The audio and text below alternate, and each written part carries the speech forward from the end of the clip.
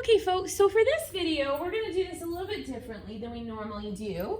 I'm just gonna go through a few example problems and we're just gonna read the electromagnetic spectrum together and answer the questions that they're asking. And I'm gonna kind of explain them as I go. And then you're gonna have some to do on your own where you can see if you are as good at reading the electromagnetic spectrum as you need to be. So I've pulled a number of questions that I really like that are very similar to the kinds of things that we might ask you about. And then you also should have your electromagnetic spectrum handy. All right. So our first question says, which of these types of electromagnetic radiation has the lowest energy? Microwaves, radio waves, or infrared? All right. So we're going to record our answers on page 47. So I'm going to write lowest energy.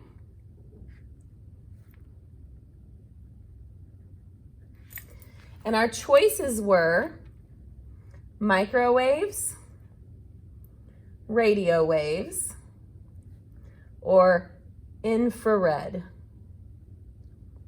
And we want the lowest energy. So first, let's talk about where lowest energy is. Okay? Remember that our wavelength is shown on the top. As the wavelength gets longer, remember from our video yesterday, Miss Crane didn't need a whole lot of energy to make those big waves, but when I started making smaller waves, it took a lot more energy. So the higher energy is on this side, the lower energy is on this side. We're looking for the lowest energy of these three. So we want the one of these three things that is closest to the left side. So let's look. We have AM radio, shortwave radio, then microwaves, and then way over here is infrared. So it looks like all types of radio, AM, shortwave, and FM, are going to be before microwaves and before infrared. So that means that radio waves are the ones that have the lowest energy. So let's circle radio. All right, let's look at another question. The second question I have for us says, which of these types of electromagnetic radiation has the highest frequency? Gamma, X-rays, or ultraviolet? So let's write this down. Highest frequency. We have gamma, X-ray, or UV, ultraviolet. So let's grab the electromagnetic spectrum again. Now for frequency, remember that the frequency is the number of waves per second. So the smaller the wave, the more waves per second we can have. So this side is where we're at high frequency. This side is where we're at low frequency. We're looking for the highest frequency. So we want to be on this side of the spectrum where the frequency is the highest because the waves are the smallest. So gamma rays are the furthest this way, followed by X-rays and then UV. So gamma rays are going to have the highest frequency because they're the furthest to the right. All right, let's check out another question. Question 3 here says, which of these types of electromagnetic radiation has the shortest wavelength?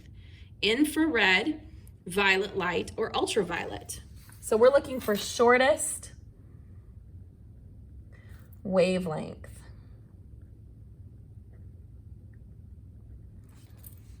And our options are infrared, visible light, or UV. Okay? So now looking at our electromagnetic spectrum, the wavelength is long at this end and it's short at this end. We're looking for the shortest wavelength, so we want which one of these is closest to the right side of the spectrum. So starting at the right side, we're looking for infrared, visible, or UV. The first one I come to is ultraviolet, followed by visible, and then infrared. So the shortest wavelength is going to be UV. That's actually why the place you would have heard UV is sunscreen, because that's what it protects us from. And the reason that they're so damaging is because they are a short wavelength, high frequency, high energy type of radiation. And so they can be damaging because they're high energy. All right, this next question we have, I love this question. Which type of electromagnetic radiation travels faster? Radio waves, gamma rays, or they both travel at the same speed? The answer to this one is they are both traveling at the same speed. So we're going to write this nice and big in our notes. All light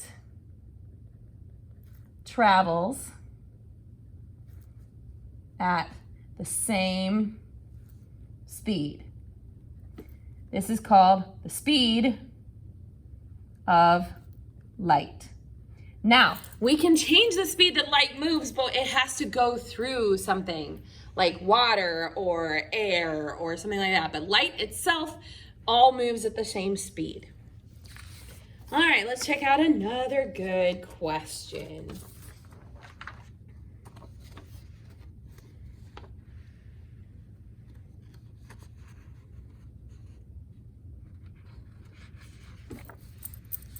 Okay.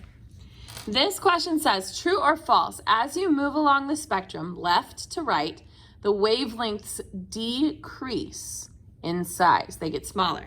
Well, let's look. Going left to right, do the wavelengths get smaller? Over here, they're huge. Over here, they're small. So that one is true. All right, so here we have a sentence stem that we're going to fill in. So let's write it out together, okay? It says, a wave with a large wavelength will have a blank frequency and blank energy. Okay, so this, guys, is straight out of our notes that we did yesterday. So let's flip this over. It said a wave with a large wavelength. We want to compare it to frequency and energy. So over here on this little chart, remember over here when the wavelength was high, energy was low, frequency was low. Okay, so a wave with a large wavelength will have a low frequency and a low energy. All right, this next one says, which has the longest wavelength and therefore the lowest frequency and energy? Gamma, radio, visible, or infrared? So we're looking for longest wavelength.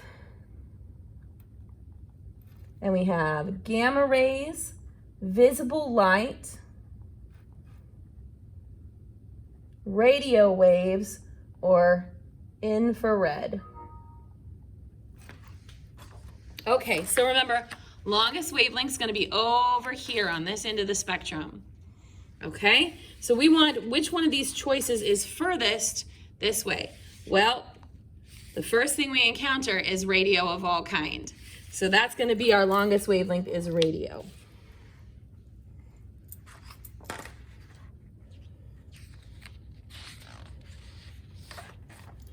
Okay, so we're going to put the colors of visible light in order from longest wavelength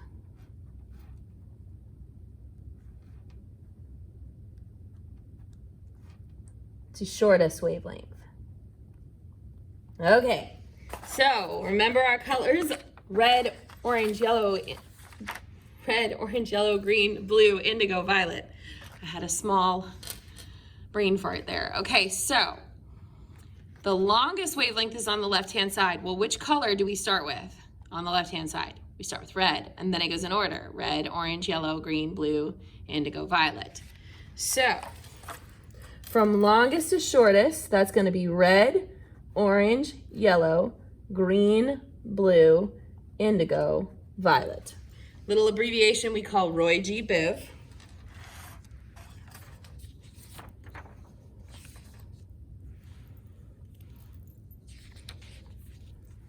This next question says, it's another sentence stem, so let's write it out. The higher the frequency